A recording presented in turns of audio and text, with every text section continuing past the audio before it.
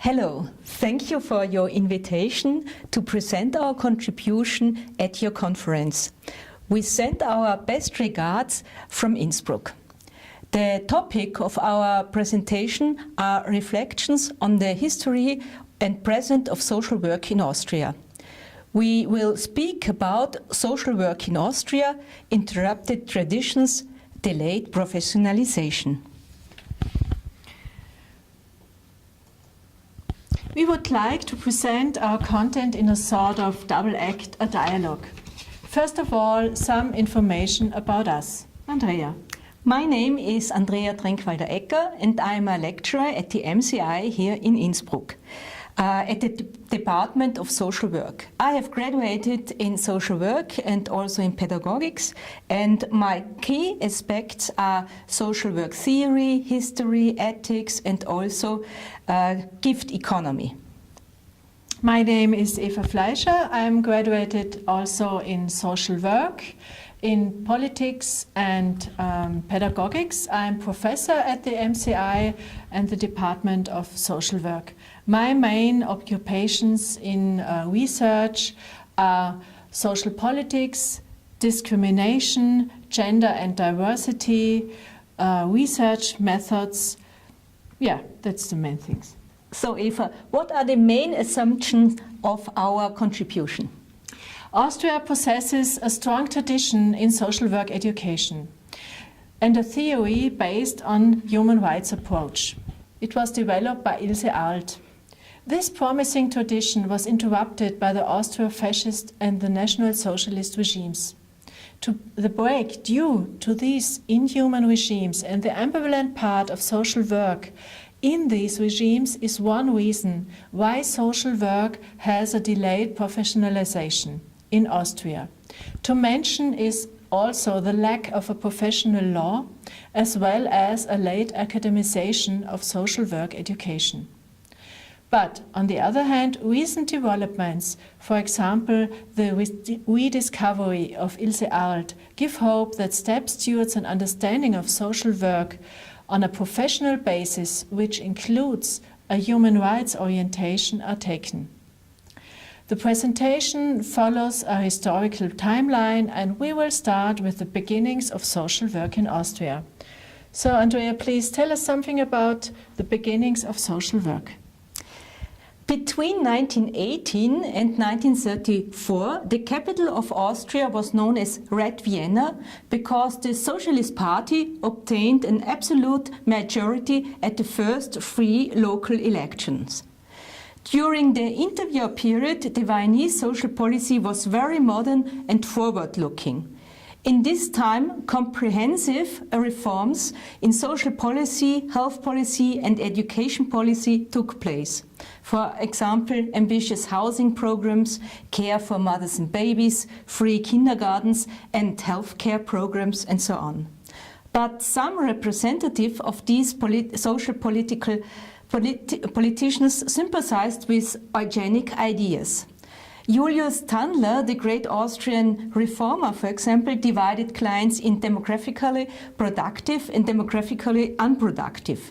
He also considered the sterilization of alcoholics. And in 1925, the Vienna Society of Racial Hygiene held its inaugural meeting at the University of Vienna. It was a Nazi-disguised front organization that spread their eugenic ideas, especially among physicians. We mentioned already Ilse Arlt as a pioneer of social work in Austria. Andrea, can you please tell us something about her? The beginning of professional social work in Austria is deeply connected with the name of Ilse Arlt. She was born in 1876 and she died 1960, and she was the first who developed a theory of social work in Austria. In 1912, she founded the first school for welfare of Austrian-Hungarian monarchy in Vienna, and there she did not just offer professional training, but also promoted basic research.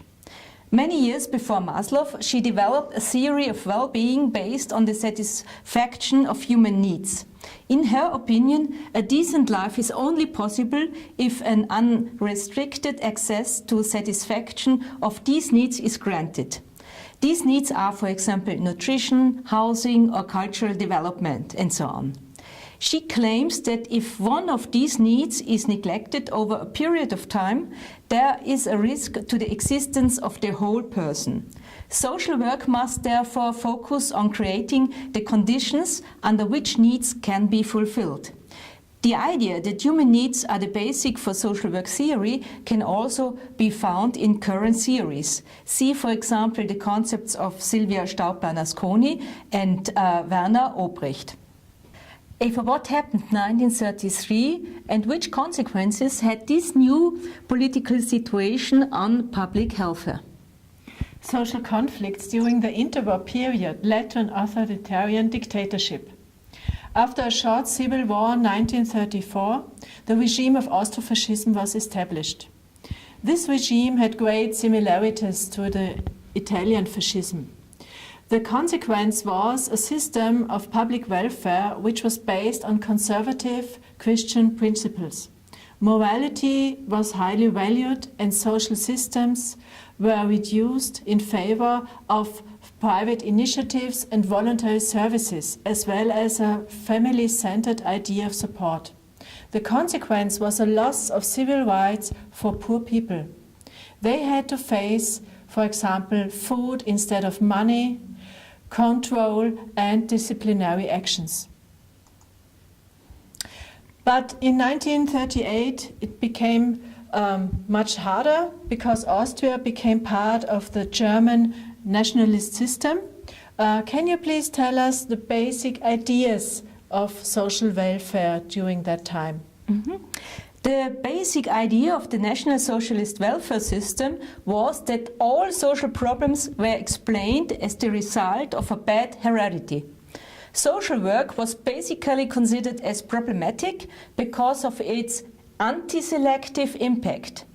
It was criticized that by aiding to the weakest of the society, the process of the natural selection would lose its effect. In that time it was thought that the lower social classes had an inferior genotype and therefore they should not be supported. Solution of social problems was to eliminate the problem bearers, the clients. Inhuman discrimination of clients already took place in that time before the National Socialism, but to kill the clients was a radical break with all the tradition in social welfare before. Andrea, you told us something about the theories of the National Socialist system. How did they implement their theories into practice?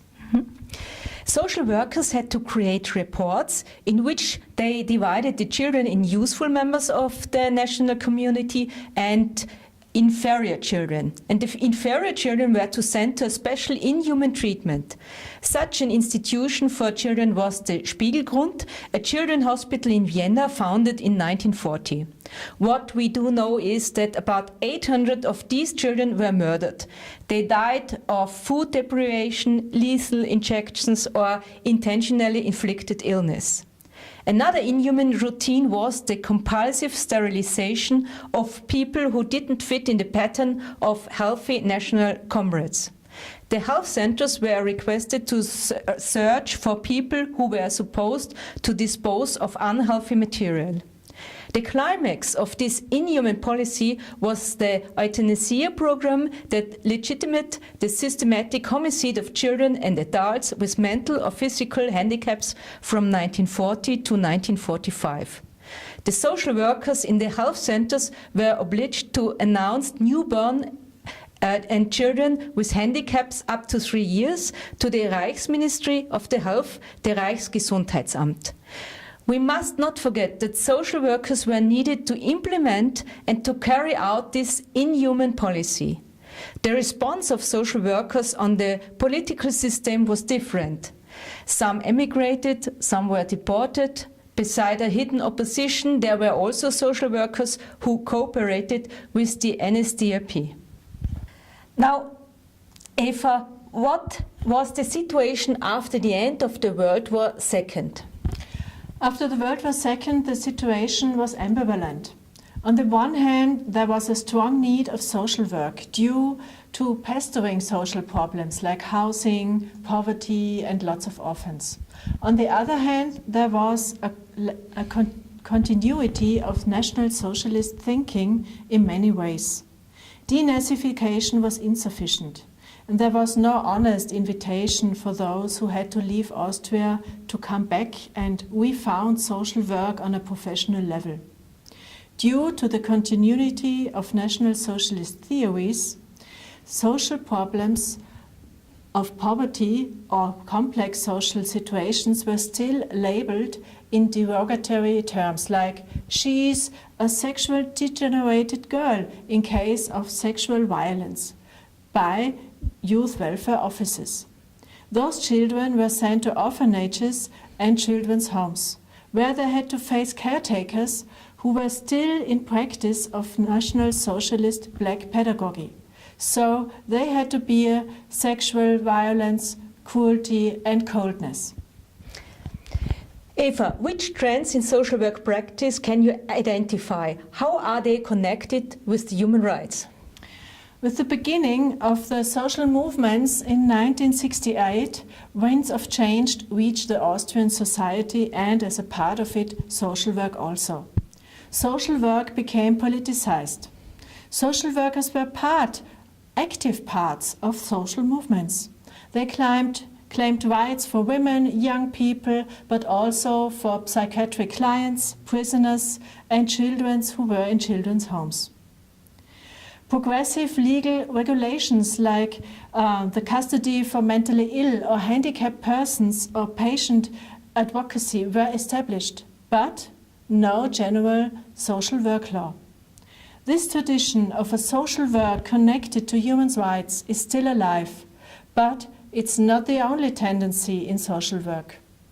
Other tendencies to mention are psychological or psychotherapeutic approaches, as well as managerial concepts, which are often accompanied by austerity policies.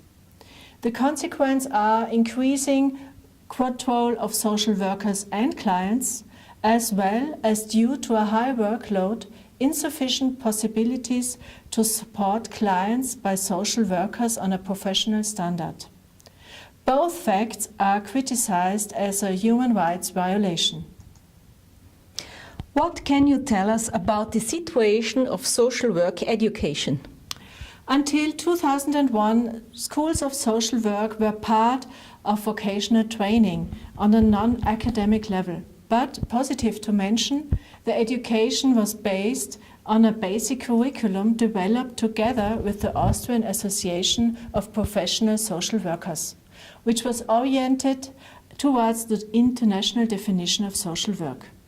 With the academization of social work education in 2000, there is a stronger scientific orientation to observe, but also a loss of understanding of social work as a specific profession with its own values and science.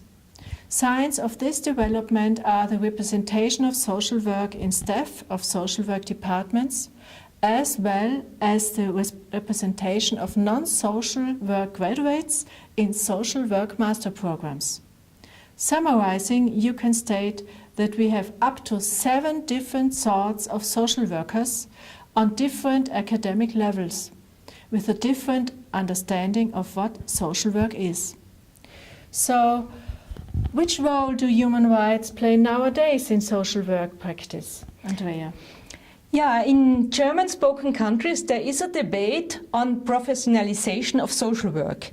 And as a part of this debate there is the crucial question: has social work a political dimension? The schools of social work which are following the international definition of social work answer this question with a clear yes. The political mandate of social work is derived from human rights. Some of the departments of social work follow the approach of the so-called triple mandate, which means that social work doesn't only have a mandate to control or to help, but also a mandate to promote social change. In those schools, the connection between human needs and human rights is strongly emphasized. It is justified to call social work a human rights profession because there are lots of social problems which are deeply connected with questions of human rights.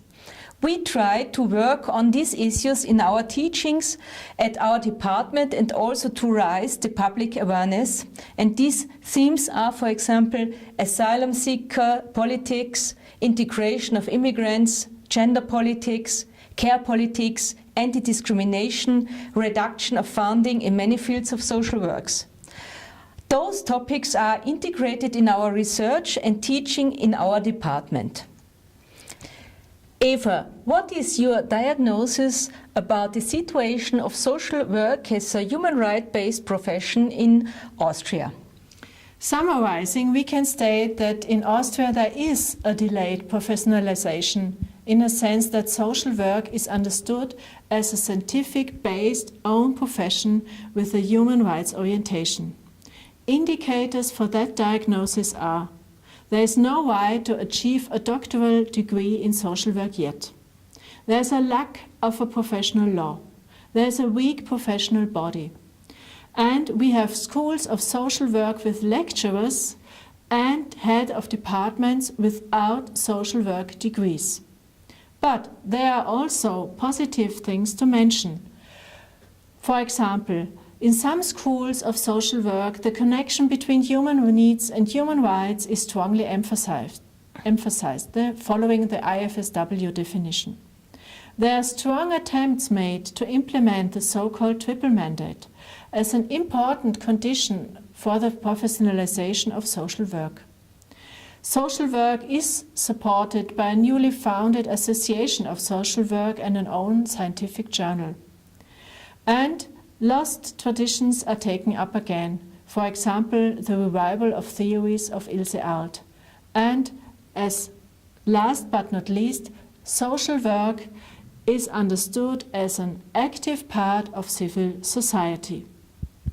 Thank you very much for your attention, and when you are in Austria, in Innsbruck, come and visit us at the Management Center Innsbruck at the Department of Social Work.